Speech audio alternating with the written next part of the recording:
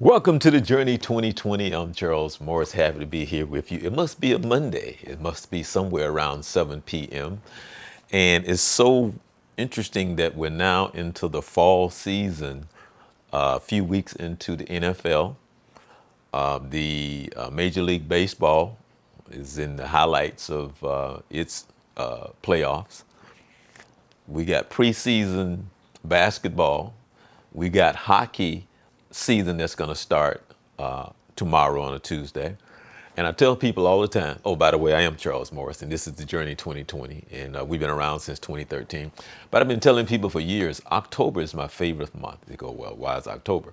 Well, for those who don't know, but if you're coming here during the summer, which for myself, who watch the tourists in the heat of the summer go and stand in those long lines and all this other stuff, which is fine for us because we love tourists. You guys help pay our taxes.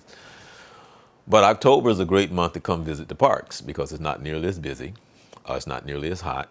The evenings are nice and cool and comfortable. And you got football, baseball, basketball, and hockey. And it's great fishing weather. So for years, I say October is my favorite month out of the year. So I just let you in on a few secrets there. Fishing in the parks. Okay, now, it's been a crazy week, past couple of weeks, and I want to thank everyone so much for reaching out to me and all of the kind words and your prayers for life. You know, we, in our minds, we just don't want to put the inevitable in a place in which we go, this is going to happen. Somehow, even when it happens and when we know it's going to happen, it doesn't change what's in our hearts and how we feel. They say time heals, but time just places you in a place in which you can deal with it maybe a little better. Losing quite a few people over the span of a short period of time. And I recently, as I went to Jacksonville, I saw an old friend yesterday who I knew her and her family and her sister, and I recognized her on the show a few weeks ago. She passed away from the virus, and she was like 4 years younger than me, and been knowing her since we were all in high school together. And so for myself, again, I want to thank everyone who reached out and their kind words and their prayers, and for the families that have been touched by what has transpired.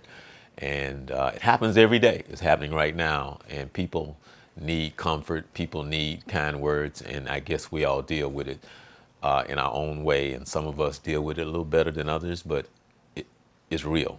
And so, again, I want to say thank you. As we come up into the fall weather, and we're a month away from November, and everybody loves the Thanksgiving and this time of the year as well. On the show, I've had this gentleman on another time as we was talking about the HBCU. And so I was just asking him recently,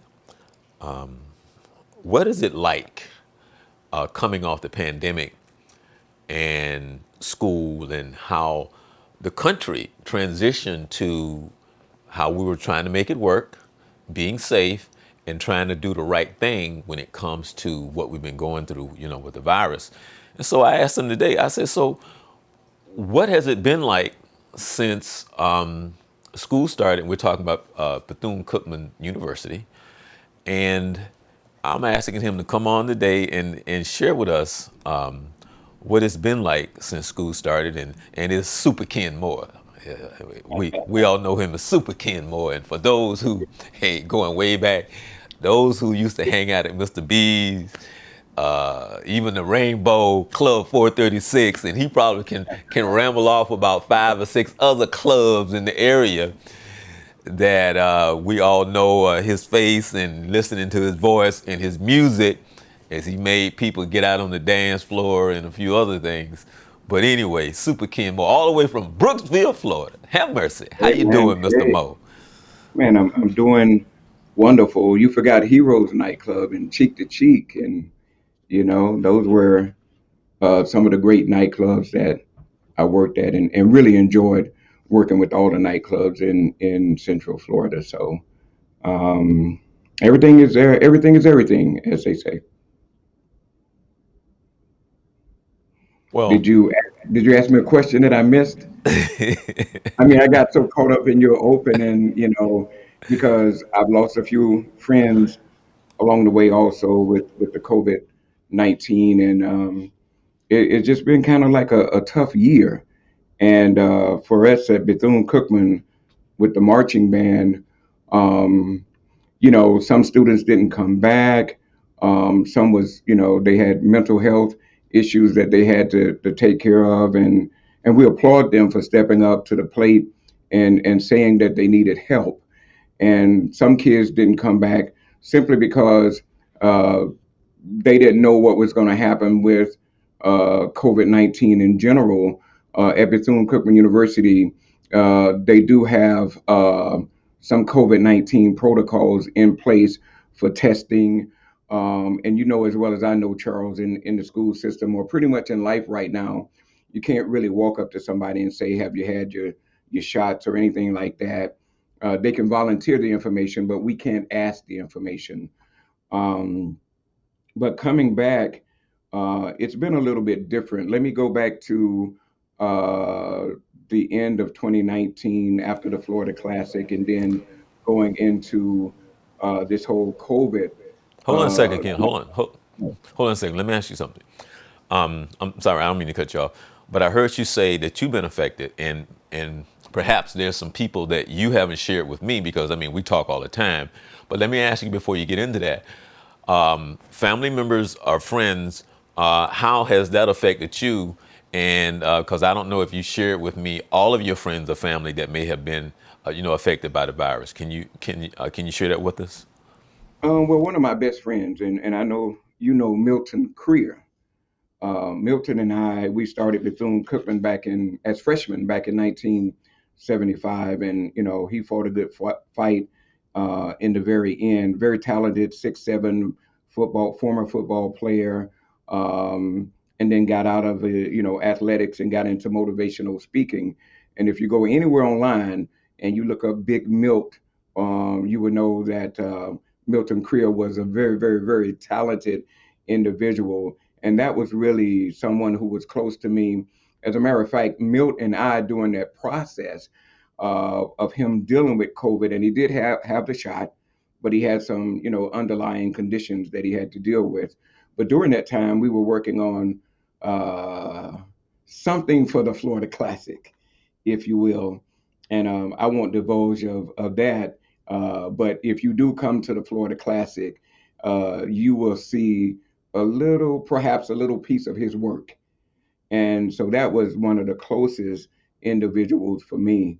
We've had some other friends along the way, but I talk to Milt every day. And immediately after it, they say men aren't supposed to cry and that type of thing. But when you've known someone for 40 plus years and you've talked to that person twice a week for 40 plus years, there's a vacuum. And there's your soul hurts. Well, see, and it's funny too because Ken, you, unfortunately, but it's the truth that our age we start to see more and more. We're part of more and more funerals, and the thing of it is, and I guess it's just me and my personality, and to be honest, I've a- accepted that that's just who I am. So I already say I'm not gonna cry, right? And so I already say to myself, no, I'm gonna man up. These people not gonna see tears in my eyes. As soon as I get up there, I just, and they just start coming. I tried so hard not to cry at my uncle Decatur funeral, which you met at my father's funeral, and I said ahead of time that I'm not going to cry. And I got up there and I started talking because out of the whole family members, his grandchildren, and I'm just saying this, everybody that got up there and spoke, nobody cried. And I was the only one. And it's like, okay, I'm not gonna cry. I'm not gonna cry. And I'm the only one that had tears in my eyes standing up there when it came time for me to speak and trying to say what I wanted to say.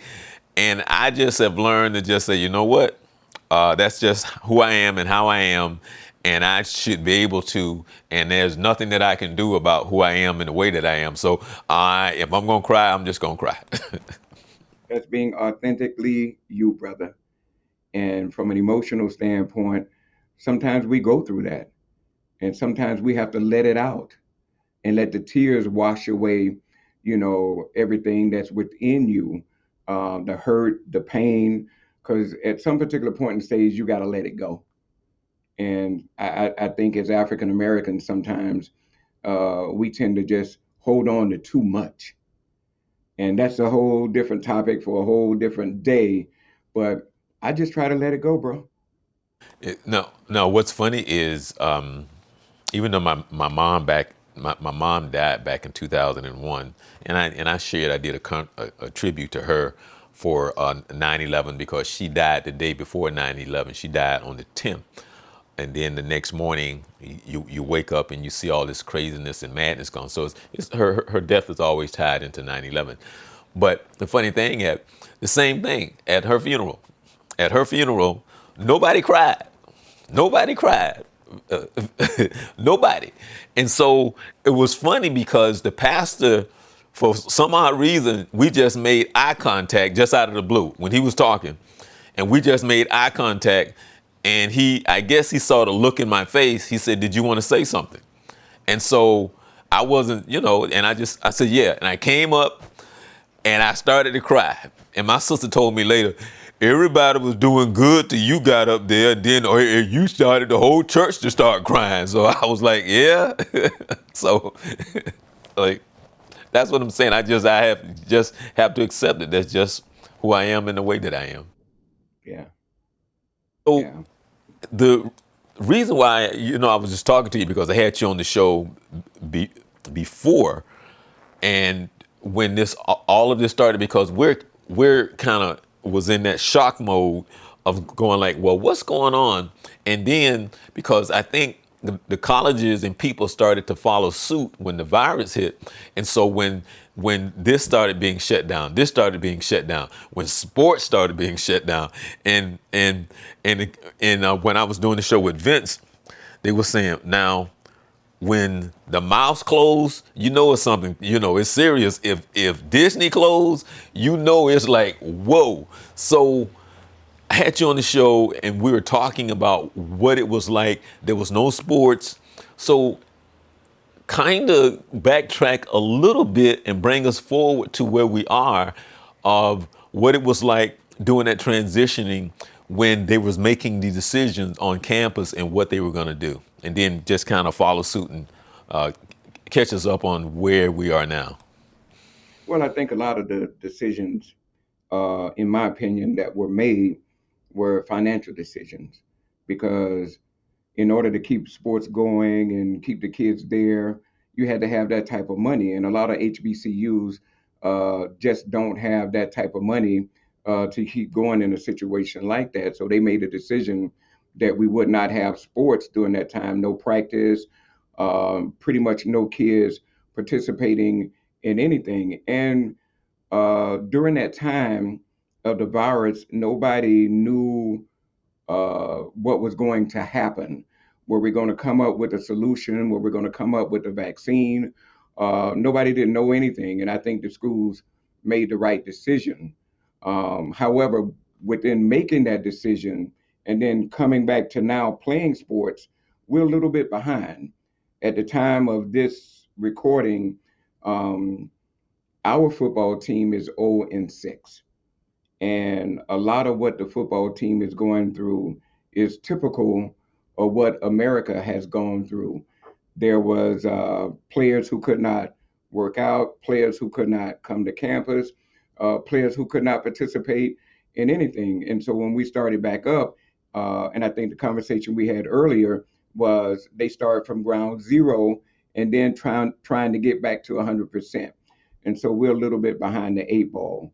As it relates to band, during the pandemic, during 2020, we listened to all of the protocols. We wore masks. We didn't get together inside the band room. We got together outside of the band room. And just before they really shut the country down, we were able to do a show with Alicia Keys, America Ferrera, and Kerry Washington called "Get Out and Vote," which we were the lead off on a national show for CBS television, and so that kind of kept us in the forefront of the country, in the forefront of what was going on band wise in America. There were a lot of other bands who were suffering, a lot of other bands who didn't get an opportunity to perform at all and to stay together as one unit. And that kind of hurt. So as we came back in 2021, some of the kids decided not to come back, as I mentioned earlier, because of mental health. Some of them decided not to come back because they just couldn't deal with what they had gone through, and then coming back into a society where you had to wear a mask and where you had to have protocols and all of these type of things in place. Well, for yourself, Uh-huh. and even for yourself, but people don't know that you actually work at another college, and can you kind of correlate how things may be different or similar to where you work because you work for a college? So were things similar on campus where you work, and how that correlate between one versus the other? Oh, absolutely. They were pretty much the same. I worked for a state college, a community college, Seminole State College, and even with all the finances that we have, we were able to uh, pretty much kind of keep most of the staff intact. We came to work. I remember coming to work, and there was just nobody here. You know, I come to my office, I look around campus. It kind of reminded me of that year, and I don't remember what year it was when we had Charlie, I think, and all the other storms. There were four hurricanes in a row, and I was working at Disney in audiovisual at that point, and they said everybody needed to go home, and I was on I-4, okay, and I was driving down I-4, and I saw three cops, and that was it. The whole highway to myself.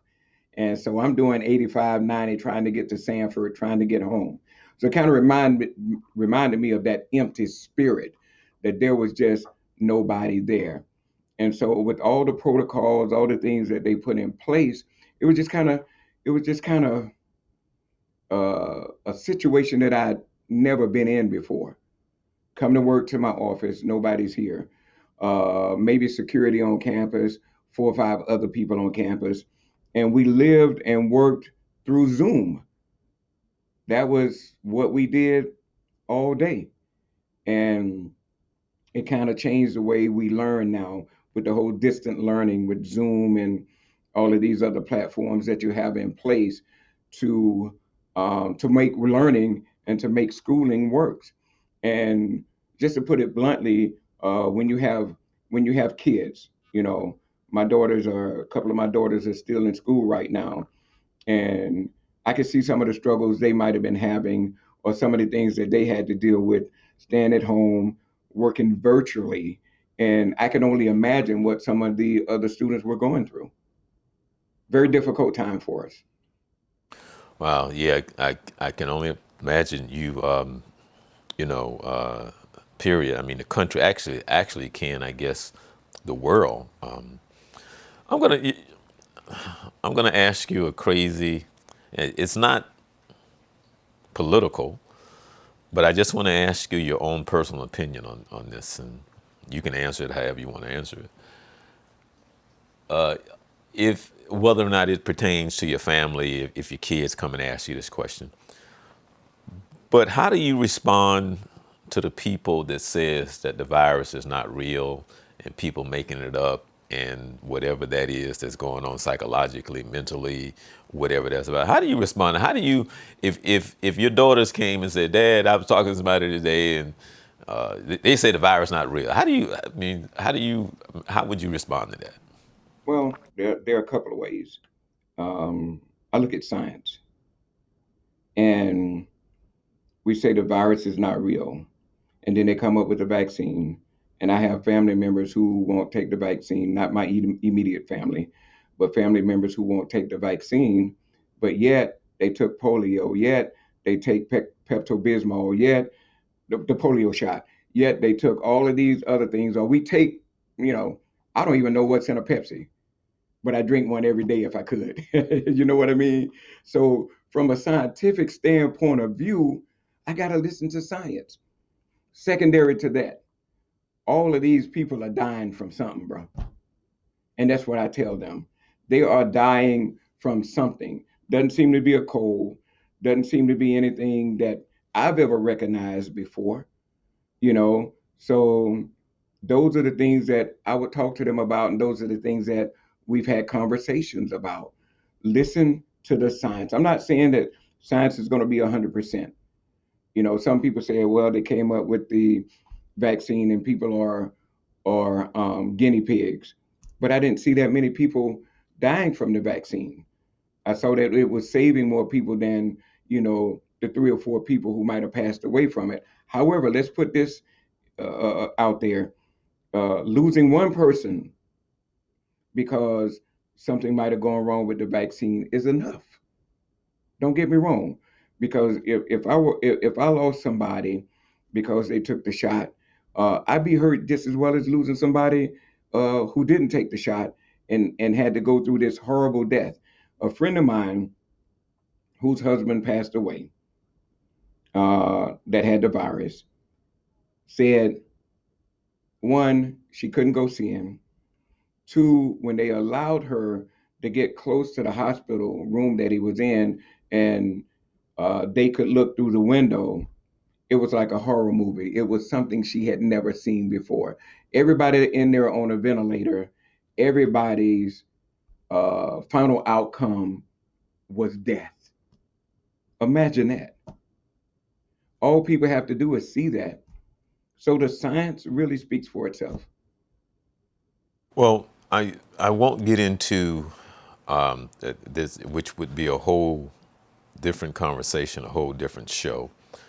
But when it first started, I had someone very close to me who's a nurse who works in the hospital and was sharing with us what it was like to work in a hospital in New York City. And then it was kind of eye opening to some of the things, because this was at the height of it, and some of the things that she shared and how real it was and what they were going through. And then you saw what we've been going through, the political part of it, when instead of it being focused on what it needs to be focused on, it became something political for empowerment for no other reason, but not for the sake of the people and for the country. And so when she said some of the things that she was saying and how they were short on supplies, and they shouldn't have been, because this is the United States of America, which have abundance of things, but because it wasn't prioritized in the way that it should have been for the lives of the people in this country, it became something else. And then when she started talking about how they had to put, refrigerators out, and they were stacking them up in the refrigerator trucks, and how they had to wear things that were supposed to have been disposable, and how they had to rewash them, and then they had to wear them 7 days in a row, and then finally after the 7 days in a row they finally would give you another one, and then if you lost it you was being punished for it, and it was just absolutely crazy. And then when she told me, she said, please note that the doctors do not go in the room with these patients, they send the nurses. And it was eye-opening to me. This was early on, when it was in the height of the height of a year ago. And then how when she spoke, I had to basically cover her face, because she said so many of them, we're talking about the nurses, didn't want to speak, and because they were told not to speak, simply because it was so political, that they didn't want to cause problems. So they didn't want to come and share the truth because it was so political. which is wasn't supposed to be part of the show today, but we're talking about what we're talking about. And then when somebody like that you spoke of, Milton, and I was introducing Milton by through you, and then I shared my story of my friend Janet who died from it, my friend Vince Edwards who recently died, and the list goes on and on and on, and over 700,000 people, and well, I know for a fact that a lot of people in those deaths could have been prevented if we had had the right leadership from the very beginning. Things could have been so different, in the mindset and how this country turned to what it is now, that is more of an argument about stuff that has nothing to do with trying to save people's lives. It's just more out of ignorance and stupidity. And I said it because that's what it is. And then and I think, and you and I ask you this, and there's certain things that you and I don't have to discuss because we know what we know. But I think one of the things that this situation has revealed is just how divided we are. Notice is that how divided we are, and how things have been under the cover, and a lot of this stuff has been brought to the surface of who we are and how we really feel towards each other. Have you experienced that? Oh, absolutely. And as an African American male, let me just say this. Because of the division of the country, I can remember one day, and I used to have a convertible back in the day. So now, every now and then, I ride on this back road, kind of wishing I had my convertible, top down, enjoying the breeze. And it's a country road with a lot of cows and horses and, things of that nature. And I remember riding on this back road one day, and all I could see was Trump this and Trump that, and Biden is not my president, and I'm seeing all of this division, and I had to say to myself, I can't ride down this road anymore, because if my car broke down, what am I going to do? If I didn't have phone service, what am I going to do? Because I didn't feel comfortable. And my idea of the America that we live in hadn't really changed from the founding fathers. And this is my personal opinion. It does not reflect the opinion of your show, but I just feel like this country is being run by old white men who are trying to tell everybody else in the world what to do. How can you tell a woman what to do with her vagina? How can you tell us to take or not take the shot? How can you say the shot doesn't work? Drink the bleach. And I didn't want to get into a whole lot of politics, but as an African American male who has a son and daughters for that matter, um, it's tough. It is really, really tough. I can get off into some other things, man, but I'm going to stray away from the politics, if you will. But again, I just feel like the country's been run ever since I've been old enough to know what politics is all about by old white men, and we got to change that. Well, you can get into the politics of it, Ken. I don't mind that at all because that's what the Journey 2020 is about. And your opinion and a lot of the stuff we share. And I think that's, and then we kind of getting off on something because, it's funny because I shared you don't know it, but I've shared this with people over a period of time. Now, when I say it, you're going to know what I'm talking about. But I've actually shared this story with other people in conversation like we're having now. I say, you know what? I have a friend, and it's this right here, you understand. I said, during these times, we learn right from wrong like in kindergarten. Okay, so you've been taught right, wrong. Now, what has been revealed, because you're sitting there, you're watching it, and you're watching leaders, people you're supposed to respect, people who make decisions on your life, and you know that it's wrong. So what you're looking at is it's not a matter of right and wrong. It's a matter of what's right for them and how can they push their agenda based on what they want to do and what's in their best interest for them.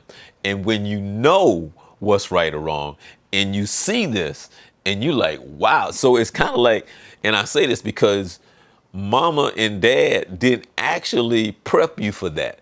They taught you right or wrong, and you're supposed to do what's right. And it's kind of like you said, somebody lied to me because they told me that if I go to school, get my education, and if I get my degree, I can go out into the world and I can do this. Somebody lied to me. So I want you expound on that for a second. Oh yeah, totally.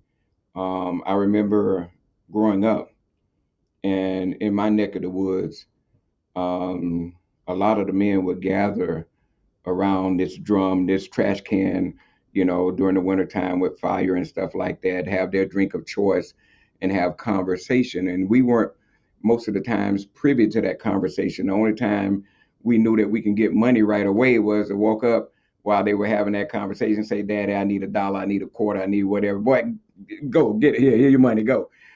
Then later on, you find out that that was the only way, or the only place rather, that they could really express themselves, right? That they can have conversation, their politics, their political conversations about what was going on in the world, because during that time they were still considered boys.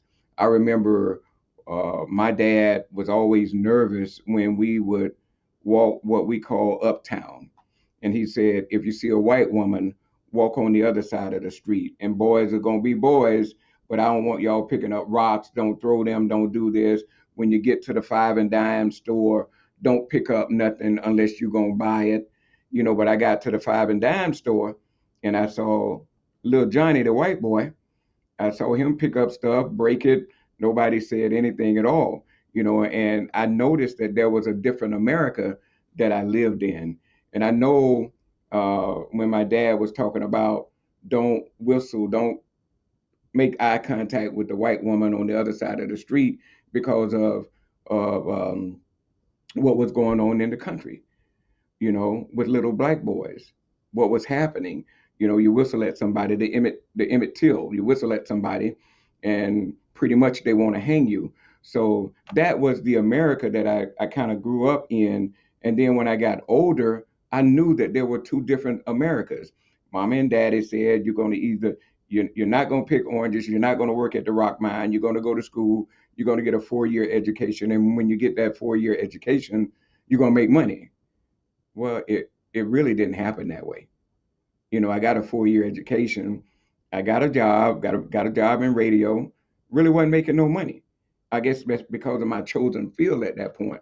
I didn't want to be a school teacher. I didn't, I didn't want to go off into journalism and some other things. I wanted to do radio. And so during that time, you really just had to learn how to survive. And then you found out, you worked radio with me, you found out that there were uh, two different brands of radio, your AM and your FM. And most of the black radio stations were AM radio stations. We didn't get much funding, we didn't get much love. All the FM radio stations, they got all the money, they got all the funding, and we worked for pennies to the dollar. We worked because we enjoyed it. And you and I have had conversations about Orlando radio and some other radio right now. The reason radio is a dying breed is because you don't have personalities anymore. It's run by big companies. All these big companies that do all of these analytics that say, I'm going to run 10 stations with one voice track. Okay. So with one voice track, you have one person on in 10 different markets. Who making money? The big companies. So, you know, long answer to a short question, but going to school for 4 years, yeah, I got an education, but more than anything, I met a whole different family. Going to an HBCU, man, I met guys like you who I thought was at Bethune Cookman during that time, but you were at the Daytona Beach Community College. It was what it was called. But we all became family. And you go up on the yard right now, and it's family. You go to a HBCU homecoming, it's family and friends. But you go to a predominantly white homecoming, you don't see many of us. Although we have graduated from there, we don't stay in touch with them in that sense. So it's all about family, man. I know I got on a whole different vibe, but that's what I'm feeling. Well, I was going to bring up the HBC. I was going to ask you about that, but I want to go back to two things that you said earlier. One was you said the drink of choice, which was probably some moonshine, and then and then the other one was I'd be like, wait a minute, you was rolling in some high cotton because back then you was asking for $1. Because where I'm from, we was going asking for a nickel or a dime. So if they was handing out dollars, boy, let me tell you something. I need to be hanging out you when I mean hanging with you when I was a kid. But the one thing you didn't hear me say, you didn't hear me say I got $1. I probably got a nickel or a dime, and I went and bought as many two for penny cookies as I could. So I can't say I got $1. Can't say I got 50 cents, but I did get something. You But ask for but $1 knowing you're gonna get, 5 cents. yeah, but see what people don't know is, you know, back then, if you had a dime, man, you come out the store with a whole bag full of a whole bunch of stuff, man. Back then oh my goodness, you come out the store with a whole bunch of stuff with a dime. Yeah, you Yeah, really could. and now, the millennials, they'd be like, what? As a matter of fact, if you say something, Ken, like, here's a nickel or a dime, call me anytime, they have no idea what you're talking about. No idea. All of this new technology, man. I remember going to school, and my mama always said, "Boy, keep keep a dime on you." And then the phone call became 25 cents at a phone booth. Then you make sure you keep a quarter on you no matter what. And you say that to your kids now. Phone booth. What is a phone booth? You know, different world. Different Yeah. world. Well, one of the things I did want to talk with you about, and I have shared the story, and I want to ask you personally, and you kind of touched on it actually ahead of time, but I was going to say, I was telling people, and I've been telling people this all the time, was that there are plenty of people who actually think that I went to Cookman because when I go to the Classic, I see all the people that was there, and I told them that, God bless me. And I didn't know that when I ended up in Daytona, I wasn't thinking of Cookman at all. It didn't phase me, didn't register at all through my own ignorance and whatever you want to call it, me being 18, 19-year-old kid.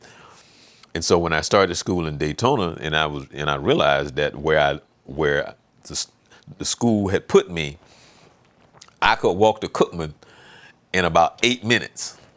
So, see, be like, God is good. So, Every time I come to this campus, he's good. so what I'm saying is, now here I am. I'm in Daytona. We're not even going to talk about the beach right now, but just the whole process of just being able to go. Because back then you can go to the beach anytime, anytime, anytime, anytime. It wasn't closed off. You could drive on anytime. There wasn't no gates, wasn't no cost. You could just go to the beach at any time.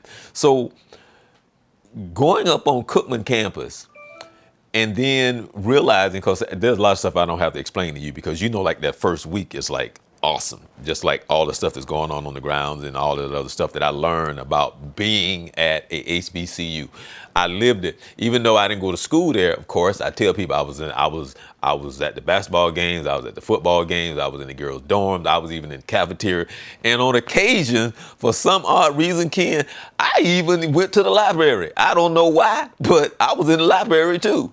So I had that HBCU experience, and it was wonderful. And so, for you just briefly talked about it. As I was asking you, what has, and oh, by the way, what we didn't say from the beginning of the show is that you work with the band. You're the voice of the band, and so I'm going to let you explain about what you do in the position you are in. Know what I haven't asked you, and I ask you this now, as we talk about this, being a graduate of Bethune Cookman University, and I'm going to ask you about the Black college experience, that, and also what is it like for you to now be there and be the voice of Cookman, that you graduated from there, as you speak about your experience and what you took away from the campus when you graduated, and for life you are a wildcat, but not for the reason people may think, but for the family. Man, just being able to walk on the campus, Dr. Bethune and her dream and how she started the campus. I mean, how she started the school, and to be able to go to a college at that point. Now we become university. During that time, every instructor had a vested interest in you making it. I liken it to going to the black schools back in the day, and no kid was left behind. Every kid had some type of value, and it didn't matter uh, educationally how smart you were or whatever. They had an interest in you making it. They were fine. I was told at one particular point, don't worry about the education, worry about your passion. What is your passion? Because if you find your passion along the way, everything else will kind of play out for you. Um, they made sure that we go to school. They made sure that we went to church. They made sure that we respected the college and respected authority. And so I see a little bit of a difference in that nowadays because of technology, with kids walking around the campus with their phones and not being able to look you in the eye. But when I'm on campus during this time, I always say to somebody, how you doing? Let's get away from this phone a little bit. Where you're from? What's your major? What do you intend to do with that major? Where do you intend to be in life? And so um, not to be all over the place, but Bethune Cookman University uh, took what was then a nappy headed little boy and made him into a man. By the time I graduated from Bethune Cookman College back in the day, um, I knew how to make concrete decisions. And I also knew that if I made decisions to where I might have made a mistake or made a decision about something um, that I was headed in the wrong direction, I was man enough to say I'm wrong. And if I did something to hurt somebody, I was man enough to say I'm sorry. Early on in life, when I was growing up, I wasn't used to doing that. I was used to taking my toys here and there and going about my business. If I had one basketball and you ain't called me on your team for a game of 21, I'm taking my ball. We going home. That type of thing. Um, but being on campus now, job for me is really no different. Um, I was the band announcer the 4 years from 1975. I'm telling my age, from 1975 to 1979. I had a full scholarship. I had no intentions of being the band announcer when I got there. I left high school playing sports, didn't want to play sports anymore. Uh, knew that I was coming to Bethune Cookman University, knew at college at that point, knew that I was going to go there. I was going to study radio television, and had this opportunity, which I told the story on a previous show that I was with you about how I got involved with the band, with the marching band, and had an opportunity to start back up with the marching band 6 years ago. The biggest difference, when I was there, we were called the Marching Men of Cookman, and we had about 110 members in the band, but we only had about 98 band members on the field. And again, it was all men. Now we're the Marching Wildcats, and at some particular point, we had in excess of 300 band members. and male and female. And with a big band, the size that we are now, um, the formula really hadn't changed in terms of how I announce. Uh, but I do know that I don't have to be aggressive. I don't have to really go after the other band if I don't want to and say something negative about another band, except for the classic when it comes to those rattlers, you know. Um, but uh, Hold on, Ken. Hold on. See, watch this right here, people. See, right off the cuff, right off the cuff. Give me something, Ken. Give me something. Give me something. Announcement. oh, okay. From the critically acclaimed Netflix docuseries Orders. Please welcome the undefeated, undisputed heavyweight champion of all college marching bands, the Marching Wildcats of Bethune Cookman University, the Pride. And that's just a part of the intro. Or if I'm doing the drum majors, from the pantheon of drum majors, you go into something like that. And then at the end, you always want to leave them with something in their mouth, like the blueprint of marching bands, or uh, we practice like we always win, we perform like we never lose. And I came up with that concept a couple of years ago. And I just happened to say it at one game, and then Netflix took it and made it as a part of their opening. So I had to use it for that whole year. We practice like we always win. We perform like we never ever lose. And that's a deep statement. That means they practice hard all the time, and when we perform, hell, we got the attitude we ain't gonna lose, especially against a rattler. We ain't gonna lose. Talk about Netflix for a second, Ken. Talk about Netflix because a lot of people may not know about the Netflix thing. Yeah, talk about Netflix. Well, the Netflix show ran for 4 years, which it was pretty long running for a show. And we had pretty much over 2.5 million viewers during that time. We were in 129, 130 countries all over the world. It was 12 segments, maybe 14 segments, which were all 12 minutes long. Um, it started out as I think it was Warner Brothers that reached out and wanted to do a show on marching bands. And one of the things I kind of say right now, when Hollywood looks for a band, they don't call any other band except the Marching Wildcats of Bethune Cookman University. You know why?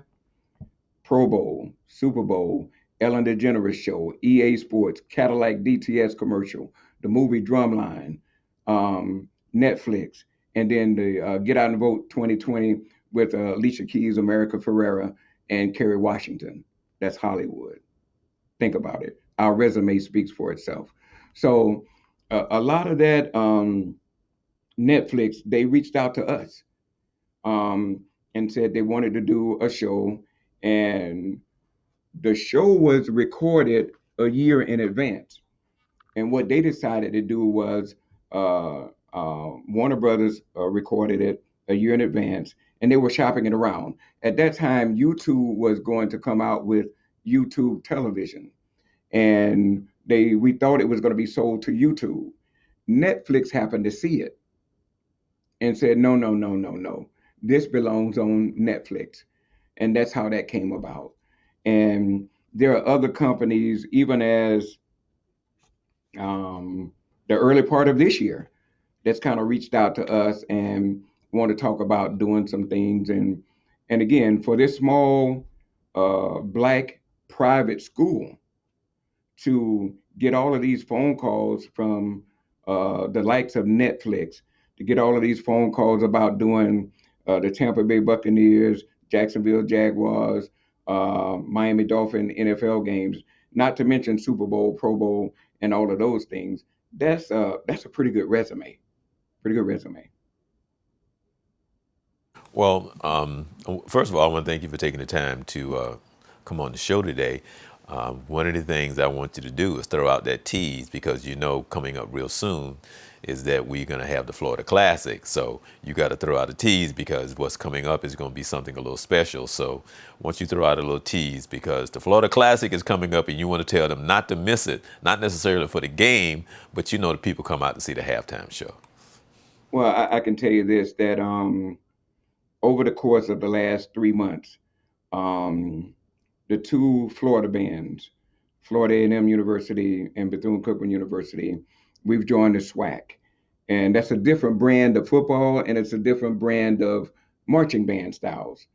But with all the polls that's been out there, either Bethune Cookman University has been number one and Florida A&M has been number two, or vice versa, and that speaks volumes. So people are going to come to the Florida Classic and see the two best HBC. No, let me take that away.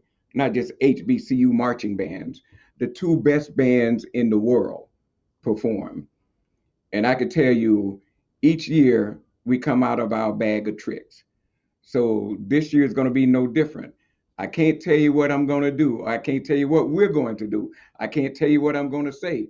But I do know that if you come to this year's Florida Classic, you're going to see something that you have never, ever witnessed before. It's going to come alive in a whole different perspective. That's all I can say. All right, now, people, you heard him say that. Now, people in this area, the people who are not from this area, I know, like for Southern, I forgot who Southern plays, but they have the Bayou Classic there, in Louisiana. But I forgot who Southern, Grambling. Uh, uh, um, that's their class. Grambling and Southern, the Bayou. Okay, so you have all these rivalries from around the world. It's no bigger when Duke plays North Carolina. Okay, Georgia plays Florida, and I'm talking about in sports. It's the Yankees versus the Red Sox. There's no bigger rivalry in all of sports, and for those from Jacksonville, it's just like when Range plays Rebold. For those who trying to tell you, it's huge here in this area. It's huge. And so you just heard him say, um, just out of curiosity, and you may know the answer to this, but how old is the classic, Ken? Believe it or not, I know the answer because I was the announcer for Bethune Cookman, Marching Men of Cookman, at the first Florida Classic, and Joe Bullitt, who is still the announcer, great announcer for Florida A&M University, and one of my best friends in the world. So we are friends. So don't think that when we do the trash talk, we don't like each other. When it's all over, we hug, we talk noise, and we hang out. But the first Florida Classic was in 1978 in Tampa, and we had about 55, 60,000. At its height, the Florida Classic had 79,000 and still looked at as one of the biggest um, HBCU classics in the world. So it was 1978. And So that's so, historic to know. And I just thought about that. I was the voice for the first Florida Classic. wow, wow. And see, with that being said, now notice he said, you're going to see something you have never seen before. So I'm already, I got it marked on the calendar. I already got my cell phone to make sure my battery's charged. So I'm gonna make sure that that's taken care of. And And so, if they saw us in Houston this year, if you're watching now, go back and look at our tape from Houston. You can see that we're being creative. We had Leandra Johnson there, and she's an Orlando native, and I mean, she brought the house down. And from that point on, we just been generating more interest in what we do as a marching band. So oh, now not to throw a curve, but I didn't ask you this. As we're trying to get back to normal, how, and this is what I was supposed to ask you a long time ago, the transitioning and trying to get back to normal, how has it been? And just from your own perspective and your own opinion, when do you think that might happen? wow, I don't think we're too far away from what we might consider normal, but I can also say there's a new normal. And that new normal consists of everything that we've gone through because before the pandemic, again, you heard me mention Zoom and all of those things that were put into place. We never used it that much. The new normal, when we talk about mental health and wrapping ourselves around it, it's no longer uh, something that we keep in the hush, if you will. We're able to talk about those particular things now. And so, from a student standpoint, what I've seen is, having more conversation with these students and having more leeway with these students in terms of going to school, getting your education, and just being real with them. When they're hurting, we're hurting. When we hurt, they see us hurt, they hurt.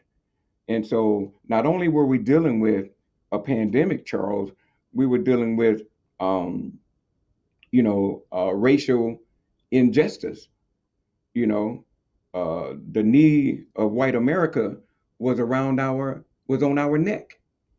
And so you're talking about all of those things that you had to deal with. And what I tell the young black kids that I mentor, especially the African young boys, survive it. You got to be able to come home. You can cry later. Um, you can cuss them out later or whatever, but do whatever you got to do to survive the situation, to come home and live another day. In my lifetime, I've been stopped by the police. Um, I've been asked a million questions about, I drove a Hummer at one point. How did you get this? You wouldn't have no drugs in here. And I'm looking at him like, damn, I can't believe this is the America that we still live in. The city I lived in. Uh, I'm 5 miles away from the Trayvon Martin incident. My kids went in that same neighborhood, got friends in that same neighborhood, was in that neighborhood the weekend prior to that. We've gone to that 7-Eleven. And when I was taking my younger daughter to school on that particular Monday, after the Trayvon incident had happened over that weekend, we couldn't figure out why so many police officers, so many police cars, what was going on. And then we found out it was Trayvon Martin. So I talked to them about protesting. I allowed them to walk. I allowed them to demonstrate. I allowed them to be a part of what was going on. And so that's what we got to do with our kids. We got to allow them to be a part of this. There's no right or no wrong way to demonstrate, but I do know that Black Lives Matter, and that doesn't downgrade anybody else's life, But we have to put it in this perspective of what we've been through. We live in an America that has not been kind to black people at all. But Ken, the problem is that the word black is in it. So the minute the word black become part of it, then it becomes a whole nother thing of the ignorance and the racism of this country and what it is. And so the minute you mention black anything, then it's always going to take this turn toward these people and what they're not deserving of, these people and how we're labeled through these other people and how they see us. And so the minute you mention the word black, then it's going to take on something negative because to a lot of people in America, we're not anything positive. And so it's the problem of the fact that it says black. So that's just the reality of it. But I just, it's funny because it just popped in my mind. And I'm going to ask another person to come on, but I want to do another show with you. And I want you to come on and tell us what it's like as a father to raise three girls. Whew. Man, let me tell you, I won't get too deep, but it's really been it's been a beautiful thing. It's been a beautiful, but it's funny you say that because sometimes I ride around and I think about what I could have done differently. And I can just say this as a father of three daughters. Um, um, it's been. I'll go back to this. I'm a father of four daughters. My daughter Kiera. She passed away when she was 7 years old. You got a chance to meet Kiara, and a lot of times I don't talk about that. It's a very touchy situation for me. It's a situation where there was she died of an inoperable brain tumor, and I always thought to myself, my mama said, "Well, son, you're going to have more kids one day, and God will continue to bless you and make sure you take care of them." Well, having these three daughters, man, I have spoiled them so much, and it could have been a direct response to Kiara passing away. I'm not sure, Charles, but I got a lot of stories from the time they had their first period to everything else, and they come to daddy, and what do you do? What do you say? Uh, but it's one of the greatest joys of life, man. Greatest joys. And of course, I have a son, Dorian, and even more of a joy. So just having kids in general, man, it's been a blessing, and I couldn't ask for anything better.